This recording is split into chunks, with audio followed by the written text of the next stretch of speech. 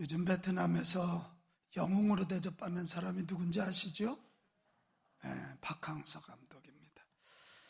2018년 아세안 축구연맹 대회인 스즈키컵에서 베트남 팀을 우승으로 이끈 분이잖아요.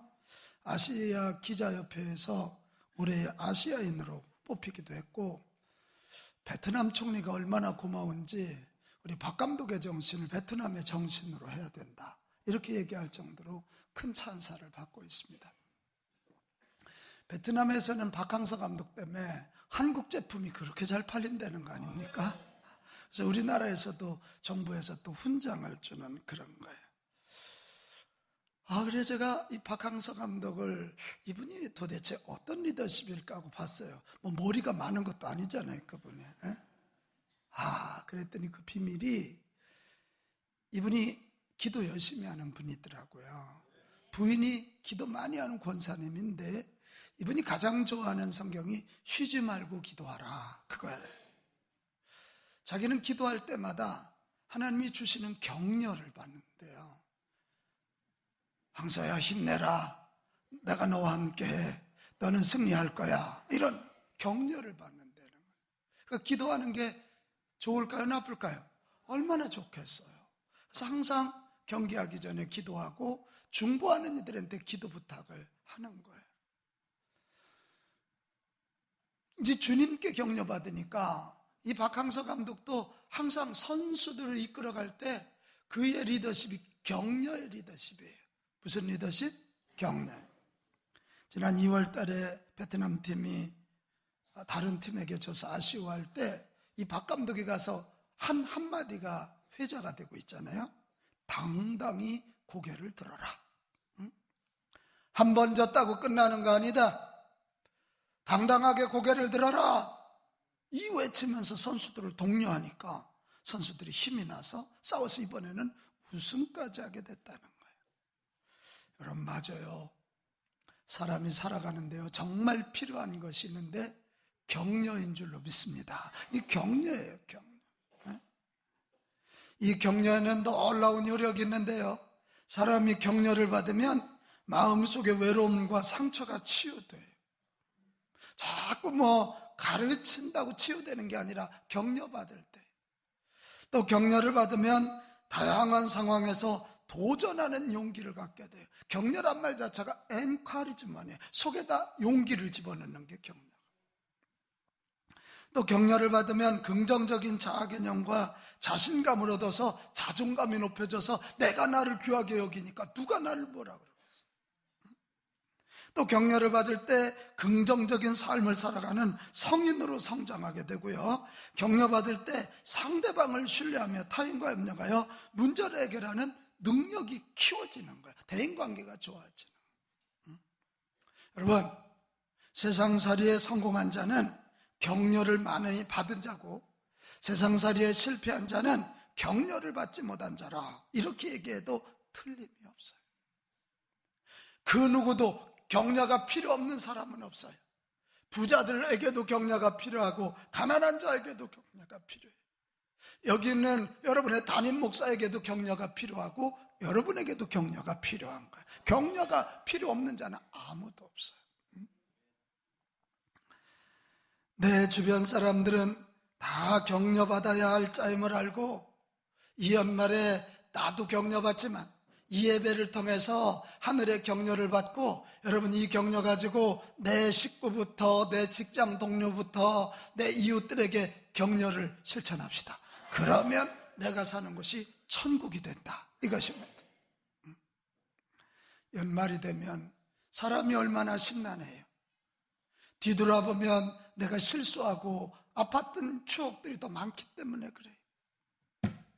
바로 그래서 자기를 자책할 수 있는 이 순간이, 그때 누군가 와서 아니라고 당신은 잘 살았다고, 오늘보다 내일이 더 가능성 있는 분이라고 이렇게 격려해 주는 거예요. 여러분, 격려가 사랑인 줄로 믿습니다. 같이 고백해요. 격려가 사랑입니다. 아멘. 격려가 사랑인 것이에요. 자, 오늘 읽은 성경 요한복음 21장, 제가 이 설교를 준비하기 위해서 21장을 묵상하다가 회개했어요. 이 성경을 너무 잘못 보았더라고요. 요한복음 21장은 부활하신 예수님이 제자들에게 세 번째 나타나신 거라고요. 몇 번째? 세 번째. 저는 지금까지 요한복음 21장의 주인공이 베드로인 줄 알았어요. 그래서 믿음 없어가지고 다시 옛날 고기 잡는 데로 가서 그물질하는 줄 알았어요. 근데 그게 아니더라고요. 요한복음 21장은 이런 얘기예요. 베드로와 함께 6명, 다른 제자 6, 총 7명이 예수님을, 부활하신 예수님을 예루살렘에서 만나요. 너희들 갈릴리로 가 있어라, 내가 간다. 그래서 7명의 사람들이 갈릴리로 왔거든요. 와서 예수님을 기다리고 있는 거예요. 근데 가만히 기다리고 있을 수가 없잖아요. 먹고 살아야 되잖아요. 소위 생계를 해결해야 되는 거 아니에요? 생활비를 충당해야 돼요. 그래서 베드로가 어느 날 아직 예수님이 안 오셨는데 내가 그물을 가지고 우리가 하던 일이 고기 잡는 일이니 가서 고기를 잡자. 그래서 7명의 제자들이 나가서 그물질하고 있는 거예요. 그런데 이게 웬일이에요? 밤새도록 그물을 내려도 그 그물에 고기가 잡히지를 않아. 얼마나 힘들었겠어요? 얼마나 배가 고프고 바다에서 밤새도록 헛그물질하니까 얼마나 허전하고 얼마나 힘들었겠냐고요. 그런데 바로 그때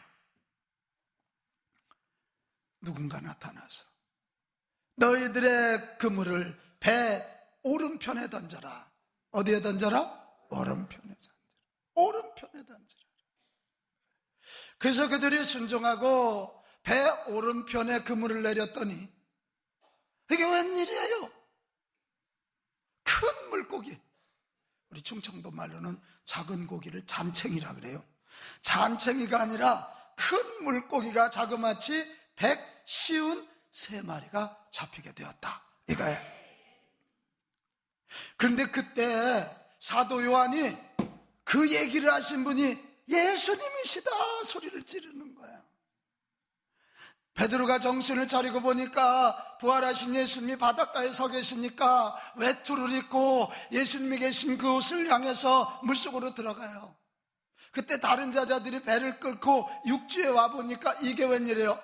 더 놀라운 일이 벌어졌는데 그 추운 그들을 위하여 숯불이 준비되어 있고 물이 준비되어 있고, 아멘 해야 배불러지는데, 떡이 준비되어 있고 너희들 잡은 생선을 가져와서 그 생선을 구워서 그들에게 먹이시는 거야. 그러면서 오늘 14절은 뭐라고요? 이것이 부활하신 예수님이 제자들에게 세 번째 나타나신 것이라 이렇게 말하고 있단 말이에요.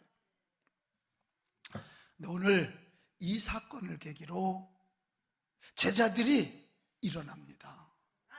베드로가 얼마나 예수님 보기에 부끄럽고 다른 제자들이 예수님 보기에 얼마나 민망했겠어요. 근데 오늘 이 이야기는 고기 153마리 잡은 이 사건을 통해서 예수님이 제자들을 격려하고 계시다. 실패했잖아요. 예수님을 3번이나 부인했잖아요. 예수님 십자가에 달 때 다 도망갔잖아요. 실패했잖아요. 지난 밤새도록 금을 내렸지만 못 잡았잖아요. 실패했잖아요. 실패해서 고개를 숙이고 있는 그들에게 예수님이 오셔서 고기 잡게 하시고 그들을 위로하시고 그들을 격려하셨더라. 오늘 성경이 부활하신 예수님이 그들을 격려하사 당당히 고개를 들게 하시고 그들을 사역자로 세워서 땅끝까지 복음을 전하게 하시는 예수님의 격려 이야기임을 깨달았어요. 제가 그 눈으로 이 성경을 보니까 왜 그렇게 마음이 따뜻해져요? 우리 예수님은 지금도 우리를 격려하고 계시는구나. 이 연말에 우리가 이 예수님의 격려를 받고 받은 이 격려를 가지고 우리도 이 다른 사람을 격려할 수 있다면 디베랴 바닷가가 천국이 되고 감격의 장소가 된 것처럼 우리 가정이, 우리 직장이, 내가 사는 지역이, 우리 교회가 이 민족이 디베리아 바닷가 같은 축제의 장, 가슴 따뜻한 곳이 될 줄로 믿습니다. 나는 오늘 여러분 이 말씀 통해서 격려받는 복이 있기 바랍니다. 그리고 예수님이 어떻게 격려하셨는지 그 격려의 방법을 배워서 저와 여러분도 이 연말에 사람들을 격려하는 그런 격려자들 되시기 바랍니다. 자, 그러면 예수님이 제자들을 어떻게 격려하셨습니까? 우리가 배워야 할 격려의 첫 번째 방법이 4절 말씀에 나와 있습니다. 4절 같이 읽겠습니다. 4절 말씀 시작. 날이 새어갈 때에 예수께서 바닷가에 서셨으나 제자들이 예수이신 줄 알지 못하는지라. 아이고, 이게 뭔 얘기예요? 제자들은 몰랐지만 헛금을질하는 그들 가운데 예수님은 밤새 그들과 함께 계셨던 것이다. 이것입니다. 이게 무슨 얘기냐면 격려의 시작은 함께 해주는 것이다. 이 메시지란 말이에요. 우리가 어렵고 힘들 때 어떤 격려예요? 초상당해서 어렵고 힘들 때 누군가 와서 손 한번 잡아주는 거예요. 그때 우리는 격려를 받아요. 내가 너무 아파서 병원에 누워있을 때 누군가 와서 손 한번 잡아주고 누군가 전화해서 격려해 주는 거예요. 여러분, 이것이 격려의 시작이에요. 함께함이 격려의 시작입니다. 시작. 함께함이 격려의 시작입니다. 내일 모레가 성탄절이에요. 이 성탄의 중요한 메시지가 마태복음 1장 23절입니다. 마태복음 1장 23절에 뭐라고 되어 있어요? 보라, 처녀가 잉태하여 아들을 낳을 것이요 그의 이름은 뭐라고요? 임마누엘. 근데 임마누엘이라는 뜻이 뭐예요? 번역하면 하나님이 우리와 함께 계시다. 할렐루야. 예수님이 왜 오시냐 이 말이야. 하나님이 인간의 몸을 입으시고 저와 여러분과 함께 하시기 위하여, 죄인된 우리와 함께 하시기 위하여, 실패의 헛꿈을질만 하고 있는 우리와 함께 하시기 위하여 이 땅에 오신 분이 예수님인 줄로 믿습니다. 그래서 우리는 성탄절이 감사한 거고, 성탄절 되면 어느 해보다도 격려와 위로를 받게 되는 것입니다. 부활하신 예수님이 오늘 이 장면뿐만 아니라 엠마오로 내려가는 두 제자들, 내려가면서 십자가에서 예수님 달려 돌아가시는 이런저런 얘기를 할 때 예수님이 그들 사이에 들어가셔서 설명해 주세요. 이 구약 성경을 가지고 설명하니까 그들의 마음이 뜨거워져요. 눈 열어보니까 예수님이에요. 예수님은 여전히 잘 몰라 헤매는 그들과 함께 하시는 분이심을 믿습니다. 성탄도 함께 하시기 위함이요 부활도 제자들과 함께 하시기 위함이다. 그것입니다.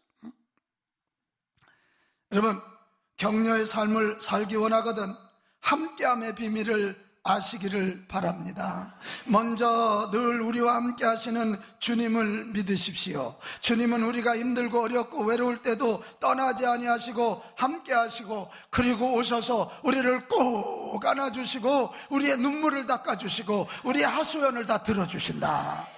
저는 히브리서 13장 5절이 얼마나 저에게 용기가 되는지 몰라요. 돈을 사랑하지 말고 있는 바를 족한 줄로 알아. 여러분, 이 얘기 좀 잘 들어봐요.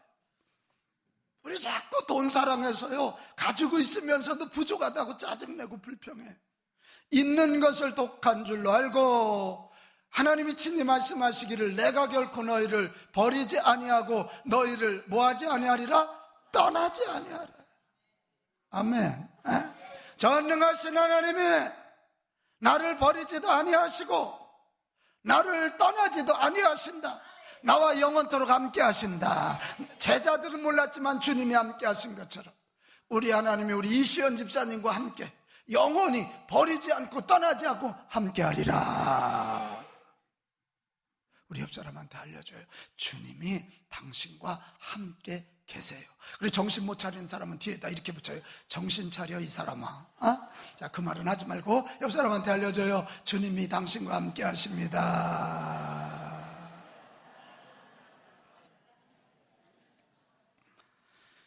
그리고 주님이 함께 해주시는 이것을 통해서 여러분 격려를 받았다면 이제 우리가 해야 할 일이 뭐예요? 줄 것이 없어도 어렵고 힘들어하는 자들과 함께함을 실천하면 돼요.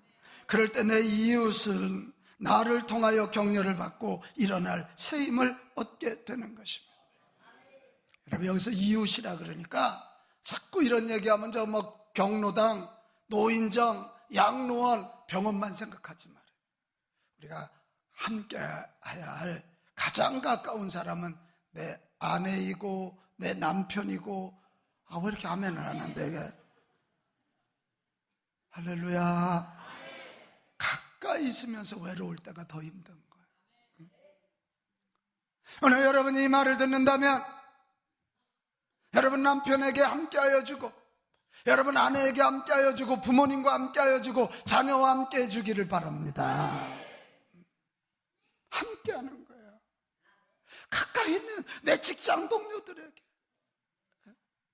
직접 찾아가지 못하면 전화 한마디라도, 문자 하나라도 날려주면서 내가 당신과 함께한다는 이것을 보내줄 때 사람들은 존재의 용기를 얻게 될 줄로 믿습니다. 이 연말에 한번 생각해봐요. 내가 함께 해줘야 할 자가 누구지? 멀리 있지 않아요. 가까이 있어요. 황우준 권사님, 내가 가장 먼저 함께 해줘야 할 사람이 누구예요? 아니, 이름을 대요. 거기 이은옥 권사님도 있고 이원옥 권사님도 있어요. 원옥씨래요. 원옥씨. 맞아요. 여러분, 목장 안에서도 선교회 안에서도 서로 함께 하여 주십시오. 손잡아 주고 내가 당신 곁에 있다고, 이렇게. 이게 예수님이 격려하는 제1번이에요. 실패의 연장에도 함께 하셨다. 이게 좋을 때만이 아니다 이거지. 실패의 연장에도 함께 하시는 주님. 할렐루야. 그 다음에 예수님의 두 번째 격려법은 뭐냐면 6절에 나와 있어요. 6절 같이 읽어봐요. 6절. 이르시되, 시작. 이르시되 그물을 배 오른편에 던지라, 그리하면 잡히리라 하시니, 이에 던졌더니 물고기가 많아 그물을 들 수 없더라.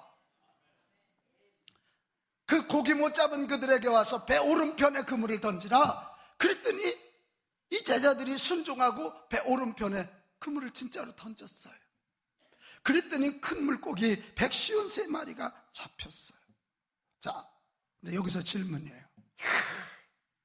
왜 예수님이 이때 나타나셨지? 왜 하필 이때 그런 기적을 주셨지? 이들은 아마 이 고기를 잡으면서요, 두 가지를 깨달았을 거예요.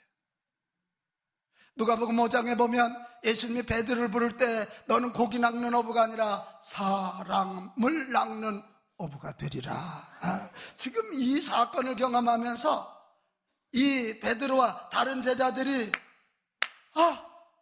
우리는 뭐 돈 벌 자도 아니고 우리는 이 땅에 영혼을 구원할 사람 낚는 어부라고 하는 셀프 아이덴티티, 자기 정체성을 갖게 된 것입니다. 여러분, 이게 대단한 격려예요. 내가 누군지를 알고 내 정체성을 가지면 그 사람은 존재할 용기를 갖는 거예요. 살아갈 이유가 있는 거예요. 당신은 엄마입니다. 엄마라고 하는 자기 정체성을 가지면 내가 힘들어도 자녀들 때문에 힘을 내고, 자녀들 때문에 열심 내고, 자녀들 때문에 살아가는 것입니다. 너는 사람 낚는 어부라. 이거 알려주시면. 또 하나 뭘 깨달았겠어요?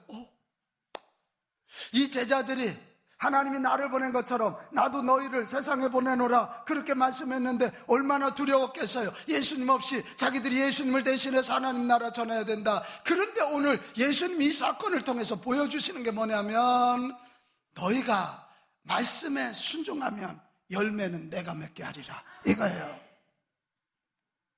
배 오른편에 그물을 내리라 그럴 때 예수님의 말씀에 순종하니까, 오른편에 그물 던지니까 그물이 찢어질 정도로 많은 고기가 잡히려. 그러면 가자합시다. 우리는 순종할 뿐입니다. 열매는 주님이 맺게 하십니다. 요게 바로 뭐냐면 사역의 원리예요. 그러니까 예수님의 아주 수준 높은 격려 방법이 뭐냐면 우리의 정체성, 셀프 아이덴티티를 알게 하시고, 그리고 사역하는 원리를 알려주세요. 그러니 제자들이 두렵지 않잖아. 주의 말씀에 순종만 하면 열매는 주님이 맺게 하신다. 예수님이 그렇게 가르쳐 주신 말씀을 생각하고 그 말씀대로 배 오른쪽에 금을 내렸더니 고기 잡힌 것처럼 예수님의 말씀대로 하면, 예수님이 가르쳐 주신 대로 하면, 내가 순종하면 열매는 하나님이 맺게 하신다. 이것이 여러분, 이 제자들이 훗날이요 이 사건이 주는 교훈대로 살았어요. 영혼을 구원하는 자로 살아냈고요, 항상 기도하고 성경 보면서 하나님의 음성을 듣고 들려진 음성에 순종하려고 목숨을 걸었어요. 그런데 그 순종할 때마다 하나님은 기적을 주셨고, 그들이 있는 곳을 하나님 나라 되게 하셨고, 영혼이 구원받게 하셨더라. 이렇게 돼 있어요. 정체성을 알게 하고 사역의 원리를 알게 해주는 것, 이것이 예수님의 굉장히 중요한 격려의 방법이라는 거 여러분 깨닫기 바랍니다. 자, 그렇다면 우리도 격려의 삶을 살기 원한다면 어떻게 해요? 일단은 저 좀 봐요. 예수님 앞에서 내가 어떤 존재인지 깨닫기를 바랍니다. 우리 그냥 생물적인 우리 인간은 돈 벌어서 잘 먹고 잘 살고 건강하게 살고 애 잘 키우고, 근데 우리는 그것만은 아니란 말이야. 김민건 권사님, 아들 서울대학 갔으니까 끝났어? 에? 아니잖아 이게. 우리는 그것을 넘어서서 예수님이 당신의 목숨을 주셔서 죄로부터, 지옥으로부터 우리를 구원해 주셔서 하나님 자녀 되게 하셨다. 고백해요. 나는 하나님의 자녀. 믿으세요?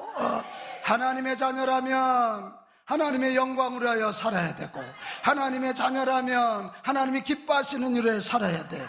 우리는 그분 말씀에 순종해야 돼. 그러면 그분 말씀대로 순종하면 열매는 하나님이 맺게 하신다. 나는 예수님의 목숨과 바꾼 예수자리다. 나는 하나님의 자녀라는 여러분 정체성을 갖기 바라요. 그러면 뭐 여러분, 하나님의 자녀인데 뭐 사람의 자녀를 무서워할 거 있어요? 하나님의 자녀는 지금 죽어도 천국 가는 거 믿으시죠? 그러면 뭐 우리가 죽음 두려워할 거 있냐 말이에요. 여러분, 하나님의 자녀라는 정체성을 가지고 금년 안에 나를 찌르고 아프게 했던 모든 것 이겨내는 소위 존재의 용기가 있기를 바랍니다. 그리고 났으면 이제 우리가요, 다른 사람 격려하려면 우리도 이 방법대로 하면 돼. 응? 우리가 너 만날 때 자꾸 가르치려고 들지 마라. 내가 은정래 권사님을 만났을 때 은 권사님이 얼마나 귀한 분이고 얼마나 값진 분인지 아주 머리에도 훅가시를 세게 넣으셔갖고 더 이뻐요 이게. 그래서 자꾸 내 옆 사람이 얼마나 귀하고 중요한 존재인지를 알게 하면 그가 큰 살아갈 힘, 격려를 받게 되는 줄로 믿어요. 집에 가서 우리 은정래 권사님이 하성한 집사님에게, 여보, 난 당신 없이는 못 살아.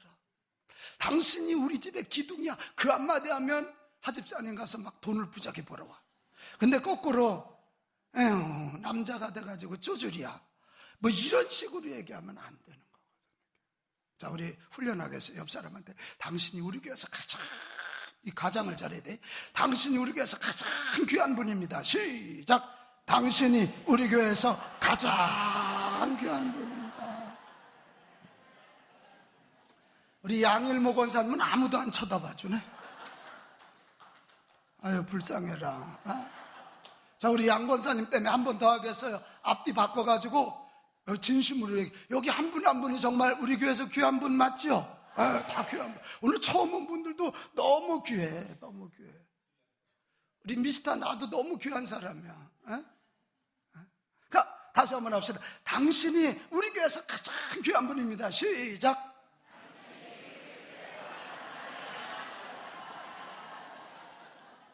할렐루야.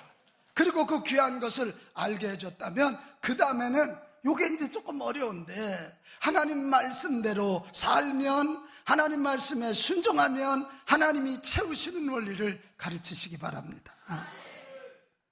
여러분, 자녀들에게 이렇게 말하면 어떨까? 나는 네가 공부 잘하고 나쁜 놈 되는 것보다 공부 좀 못해도 하나님 말씀에 순종하는 자녀가 되기를 바란다. 이러면 공부도 열심히 해요. 이번 우리 교회 정말 인류대학 간 아이들이 많이 나왔는데, 인류대학 가서도 기쁘지만 그보다 더 기쁜 건 이 아이들이 믿음 생활을 잘한 아이였다는 것을. 그래서 제 마음에 기쁨이 있어요. 우리는 순종할 뿐입니다. 열매는 주님이 맺게 하십니다. 이런 걸 막 가르쳐야 돼. 이런 거 막 가르쳐. 안청아가 얼른 아기를 낳아가지고 말이야. 우리 청아가 애를 내가 보니까 3명은 낳을 것 같아요. 그 자녀들에게 어려서부터 우리는 순종할 뿐이다, 열매는 하나님이 맺게 하신다, 이런 걸 막 가르쳐야 돼요. 여러분, 순종이 뭐예요? 순종이라 하나님께 내 삶을 맡기는 거예요. 하나님만이 내 인생의 잔을 채울 수 있음을 믿고 맡기는 거예요. 여러분, 순종의 원리대로 살면 조금 늦을지는 모르지만 반드시 성공합니다. 그러나 순종하지 않고 내 뜻대로 살면 조금 빨라 보이지만 결론은 실패입니다. 결론은 실패. 사랑하는 여러분, 우리 연말에 내 이웃 사람들 격려하기 원하십니까? 그가 얼마나 귀한 존재인지를 알게 해주시고 그들에게 하나님 말씀에 순종하는 법을 깨우쳐 주십시오. 그러면 그들은 존재의 용기를 얻고 사역의 원리를 가지고 하나님 맡겨주신 잘 감당하는 승리자들이 될 줄로 믿습니다. 마지막 3번째, 우리 예수님이 제자들을 격려하신 방법이 13절에 나와요. 13절. 자, 같이 읽습니다. 시작. 예수께서 가셔서 떡을 가져다가 그들에게 주시고 생선도 그와 같이 하시니라. 아우, 나는 이 말씀이 이번에 너무 은혜가 되더라. 밤새도록 그물질했으니까 제자들이 얼마나 배고팠겠어. 그래, 이 제자들이 바깥에 나와봤더니 그 추운 그들을 기다리고 있는 게 숯불이야. 그들을 기다리고 있는 게 물이야. 그들을 기다리고 있는 게 떡이고 그들을 기다리고 있는 게 구워진 생선이야. 즉 그들에게 필요한 것을 예수님이 준비하고 계신 것입니다. 김수부 집사님, 만약 예수님이 이때 제자들이 이렇게 나왔는데 너 베드로 너 이리 와봐. 너 왜 3번 부인했어? 다른 제자들에게 니들 왜 다 도망갔어? 아마 그런 분위기가 싸해졌을 거예요. 그런데다 이렇게 한마디 더 붙이면 어떨까, 김 집사님? 니들 밤새도록 왜 고기 못 잡았는지 좀 원인을 분석하고 회개해보자. 이랬다가는 아마 초상집 분위기였을 거예요. 근데 우리 예수님은 그런 얘기 한마디도 하지 아니하시고 배고픈 그들을 위해서 음식을 마련하시고 추운 그들을 위하여 숯불을 마련해 주셨다. 너무도 인간적인, 너무도 사랑이 느껴지지 않아요? 베드로의 나쁜 놈, 그에게 한마디 하지 아니하시지만 이런 것을 통해서 베드로는 결국 진심으로, 우리 다음 주에 볼 때 보면 십자가에 거꾸로 매달려 죽을 정도로 예수님 위해서 헌신하죠. 우리에게 영적인 거 굉장히 중요해요. 나 영적인 것을 얘기하기 전에 먼저 그들의 필요를 채워줘야 만문이 열리고, 만문이 열린 곳에 영적인 것을 넣어야 효과가 있는 것이에요. 이게 격려는 구체적인 필요를 채워줄 때 체감되는 거예요. 사람에게 정말 그 사람에게 필요한 게 뭐지? 그걸 얼른 캐치해야 돼. 이게 뭐냐면 관심이에요. 같이 합시다. 관심. 관심. 자, 오늘 아침에 일어나서 제 스마트폰을 딱 열었더니 우리 이동혁 원사님 문자가 들어와 있더라고요. 지난주에 수술하는데 저는 가보지는 못하고 제가 전화했어요. 이분이 뭐냐면 이 고막이 뚫어진, 그리고 고막을 이식 수술하는데 나는 뭣도 모르고 권사님, 그럼 고막 이식 수술하면 잘 들리겠네 그랬더니 안 들린대요. 염증 생기는 건 없어지는데 안 들린대요. 이제 권사님 그렇게만 절망하지 마라. 내가 기도해 줄게. 그리고 전화대고 기도를 해줬더니 오늘 아침에 저한테 뭐라고 하냐면 목사님 수술이 잘 돼서 들려요. 그러면서 뒤에 목사님이 기도해 주신 그것이 저에게 큰 힘이 되었고 목사님 기도에 하나님이 응답해 주셨어요. 그분이 안 아플 때 내가 전화하면 느낌이 있겠어요? 외롭고 수술하기 전에 두려울 때 그것을 캐치해서 기도해주고 전화해줄 때 위로를 얻고 그의 필요가 채워져요. 말로만 사랑하지 말고 내 이웃들의 필요가 뭘까? 내 남편의 필요가 뭘까? 여러분 성탄절은 선물하는 절기잖아. 그래서 여기 선물 박스가 이렇게 쌓여 있어요. 그냥 선물하지 말고. 우리 서광본 장로님이 목도리가 100개가 있는데 저분한테 또 목도리를 줘봐. 아이, 모자 사드리지 말아요. 저 집이 모자 장사하는 집이요. 이게 안 돼.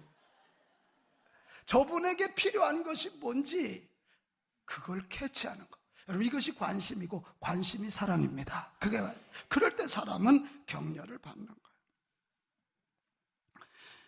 배고픈 자에게는 먹을 것을 주어야 되고 병으로 고통당하는 자에게는 조금이나마 동참하는 자세를 가져야 되는 거예요. 오늘 멀리서 찾지 말고 고집사님, 남편 성집사님의 필요가 뭔지 보고 채워줘요. 왜 이렇게 아멘이 그래. 성집사님, 부인 고집사님 뭐가 필요한지 알고 이번 크리스마스 때 채워줘요. 그렇지. 신랑이 라면을 크게 한다. 이번 아마 선물이 다른 때에 2배는 될 것 같아요. 이게 그럴 때 사람들은 격려가 느껴진다는 거예요. 사랑하는 여러분, 밤새 헛그물질한 제자들처럼 지쳐 계십니까? 내 인생의 그물은 왜 그렇게 빈 그물이야? 이러고 빈 그물 같은 내 인상을 부여잡고 실패감에 낙담하고 계십니까? 모든 사람이 다 나를 떠나고 오직 나만 황량한 벌판에 있는 것처럼 외로우십니까? 혼자 고통스러워하실 것 없습니다. 부활하신 주님은 지금 당신에게 손을 내미시면서 나와 함께 가자 말씀하고 계십니다. 아니다, 너는 내 목숨과 바꾼 너무도 소중한 존재이다. 다시 내 말씀 앞에 나와서 말씀을 붙잡고 순종하거라. 그리하면 내가 내 인생의 그릇을 채우리라 말씀하십니다. 그리고는 당신이 직접 일하시고 사람들을 통해 기적을 베푸시어 우리의 필요를 채워주시며 우리를 격려하여 주시고 계십니다. 이 주님의 격려를 누르면서 당당히 고개를 들고 일어서시기를 바랍니다. 주님의 명령이니까 당당히 고개를 들고 일어섭시다. 아멘 좀 크게 봐요. 당당히 고개를 들고 일어섭시다. 주님의 명령이니까 당당히 고개를 들고 일어섭시다. 이런 이들에게만 2019년 새해는 복이 될 것입니다. 또한 주님의 격려를 토대로 다른 사람들을 격려하여 고개를 들고 일어서게 하십시오. 이 모두가 부산해하고 허전하고 예민해하는 이 연말에 이때 가르치려 하지 말고 주님처럼 격려의 손을 내밀으십시오. 히브리서 10장 24절은 뭐라고 되어 있어요? 그리고 서로 마음을 써서 사랑과 선한 일을 하도록 격려하라는 거예요. 이게 새 번역으로 봤거든요. 사람을 잡고 사랑하는 일, 선행을 행하도록 격려해 주자. 우리 격려합시다. 괜히 연말에 옆집하고 비교하다 부부싸움하다가 성탄절날 나오지도 못하고 여기다 파스 붙이고 그러고 오지 말고 격려. 이때 격려를 통해서 한 해는 잘 마무리되고 복된 새해가 열릴 것이며 내 옆에 있는 형제들이 고개를 들고 일어서 천국 공동체 만들게 될 줄 믿습니다.